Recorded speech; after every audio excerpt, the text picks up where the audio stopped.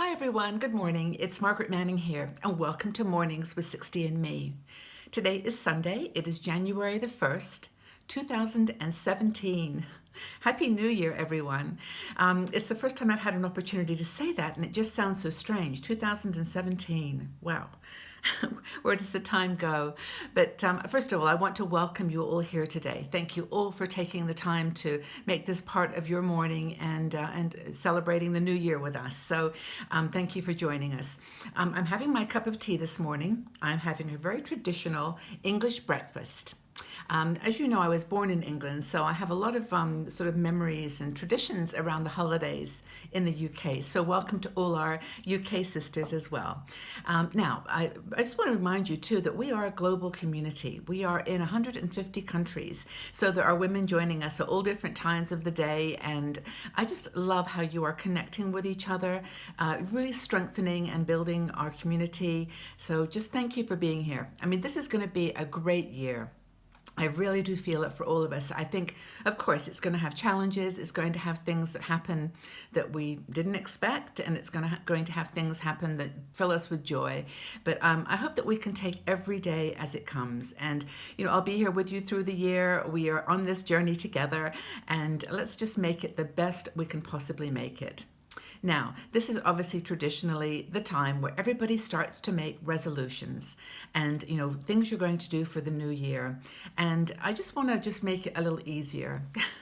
It's just not that significant to put it all out there now. Just let the year unfold, live in the present, be the best you can be in every moment, and just have some principles, I think, that guide you. And I think that's really what I'd like to talk to you about today, so that we can, start building a fabulous 2017, but just not imbuing it with so much weight that it makes us feel heavy and kind of overwhelmed. There's an author, J.K. Rowling, who is the author of the Harry Potter books, and she wrote a tweet over the holidays which really resonated with me. It was actually about Christmas, and it was about the fact that we do sometimes imbue the holidays with this weight. And she said, at the end of the day, it's just another day. It's not the day when you have to, get a scorecard of your life or judge yourself. It's just time to be kind to yourself and to just enjoy this time. Now, I think New Year's is a really wonderful opportunity to, as I said before, to declare what your mantra is, what your priorities are for the new year. So, 60 some years all of us have been on this planet, and we've done a lot. We've every year probably sat down like this and thought, what do we do this next year? What's our mission? What's our plan? And of course, for many years, we put everything behind us. We prioritized our families, our spouses, our jobs, and other friends. But now this is the time in our life when we can actually start to prioritize us, me, you. And I think that we have a bit more time, perhaps, that we can be freed up to really do some of those things that we've always wanted. And I think there are some questions that we can ask ourselves that help us to get organized and grounded as we go into this brand new year, 2017. And I'm going to there's 4 questions here that I think will help us. And they won't help us maybe to set the specific goals, but they'll help us to position ourselves so that we're in a position to make some change or, just take some new directions. So first thing, what people, places, and things are cluttering up your life? What is it time to let go of this year? We talk a lot about downsizing and about minimalist living, and I think it's just a natural thing that happens as you get a little older. It's like, what do I not need anymore in terms of stuff? What do I need in terms of experience and relationships and engagement with the world? And so a lot of people do start downsizing. I actually did this in that in-between week between Christmas and New Year. I just did clean out some papers and books and took things to the charity shop and started kind of with a clearer visual world around me. So a lot of people find that's very useful. And I think our physical world actually shapes our mental world as well. So as we get clearer with the items around us, we also get clearer in our minds. about what's important. So that kind of then, can lead that downsizing to people and even places or things that hold us back, that are not bringing us joy in our life. Now, I'm not saying you have to throw everything out, that you have to throw every friendship out or every relationship out, but I think it's sometimes time to to reassess, reprioritize them in our lives. And if people are not adding joy and value, if they're draining you of energy, maybe it's time to just let them go, and or put them in a place where you don't see them that often, or you start to redefine your relationship. And it could of course be much deeper than that. It could involve a personal relationship or even a family member. But these are the times of the year, as we start fresh, to only have those things in our lives a lot of the time that are uplifting and joyful and making us happy. I think that we don't want to just discard things without thinking about it, but this might be a good time to look at the people, places that need redefining in your life. Maybe it is time for a move this year. Maybe physically you want to be in a new city or a new town or a new house. Is it time to maybe do some house sharing or think about the way that you live your life, the physical surroundings? Maybe it's time to change. Now, I think with those kinds of questions, if you ask those questions, then you can start making some plans. But ask the question first and think it through. Next question. What activities do you love to take part in? Okay, so maybe over our years we've done things for other people. We've done activities that we weren't so keen on, but we did them for other people, for our children perhaps, and for a family situation.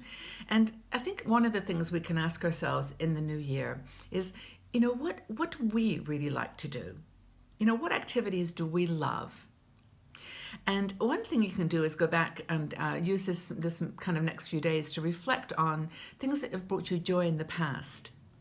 Often if you go back to your childhood, you can find things that, that you really, really love to do that perhaps you haven't done in years.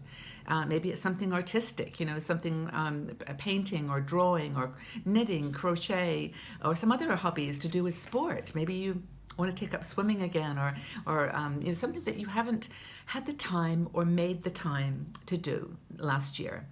What is something you really want to be sure to do this year? Find an activity that you really want to have in your life again, and put it on your calendar.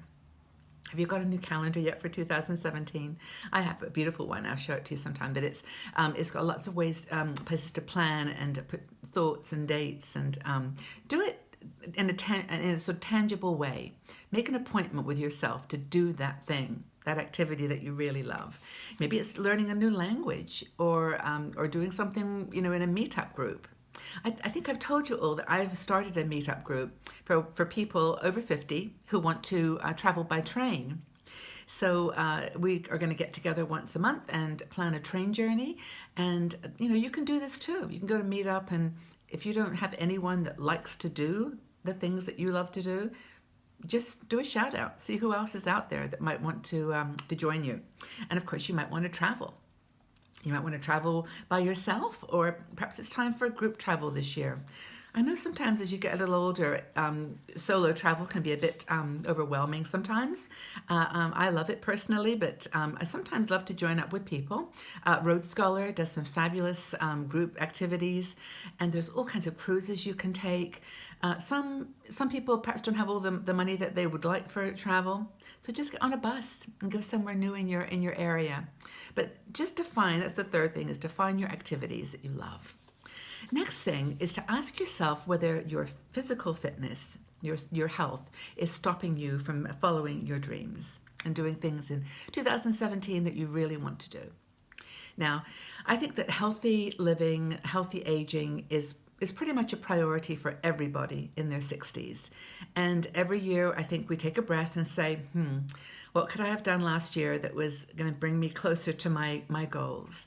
Do you want to cut sugar out of your life, salt, maybe cut back on bread or other products that are have gluten in them. Maybe you need to make some adjustments to the times you eat or the way you eat. Maybe you want to switch to more of a plant-based diet. That's what I'm doing this year. But, I think it's really important to look at your physical health as being the key. It is the absolute key to everything you want to do. Whether it's, as I said earlier, activities or people, relationships, being in good shape is really important. And I'm not talking about, having that perfect waistline anymore. I'm just talking about having more energy, keeping your brain healthy, and having just the kind of the motivation and the confidence in yourself to do those things that you really, really want to do. So, make sure it's a kind of boring question because there's no simple answers. You just have to stop eating foods that are bad for you personally, and exercise. You need to do some yoga, Pilates, something that is going to get you moving, and then all this stuff that you're planning for the future will start to fall into place. And that's the fourth and final question. Big question. Where do you want to be in 10 or 20 years from now? I was actually thinking about this over the weekend, all the stuff that I've done in the last 10 years. I mean, what I've accomplished in my life personally and professionally has been amazing. And 10 years is a long time. And if you're in your 60s today, you're going to live hopefully for 10, 20, even 30 more years. And that's a long time to do all the things you want to do. So, what investments are you going to make in your life today?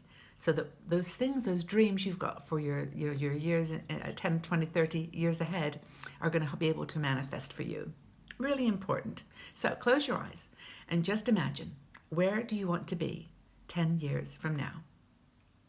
And how are you going to get there? What do you have to do? That's the foundation for me of resolutions. It's intentions to build a life that's going to give you what you want, to make you happy.